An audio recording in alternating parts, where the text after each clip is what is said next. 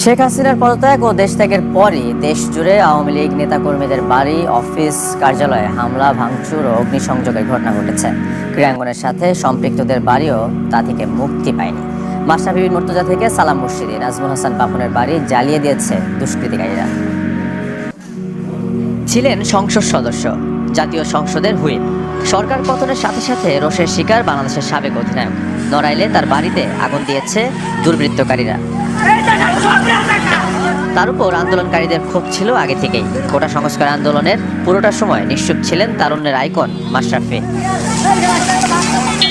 Duplex বাড়িটি পুরো ধ্বংসযজ্ঞে পরিণত হয়। তার আগে ভাঙচুর, লুটপাট চালানো হয়। আগুনে পুড়িয়ে দেওয়া হয় নড়াইল জেলা আওয়ামী লীগের কার্যালয়ও। প্রতিবেশী জেলা মাগুরায় সাকিব আল হাসানের বাড়িতে অবশ্য হামলা হয়নি, তবে জেলা আওয়ামী লীগের কার্যালয় পুড়িয়ে দেয় দুষ্কৃতিকারীরা। কিশোরগঞ্জের ভৈরবে ক্রীড়ামন্ত্রী ও বিসিবি সভাপতি নাজমুল হাসানের বাড়িও আগুনের লেলিহান শিখায় জ্বলে পুড়ে ছারখার হয়েছে।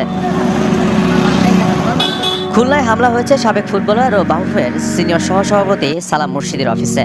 নগরীর কাস্টমঘাট এলাকায় পুড়িয়ে দেওয়া হয়েছে তার অফিস, আসবাব ও ভবনের বাসিন্দাদের কয়েকটি গাড়ি ও মোটরসাইকেল। Desk report, channel 24।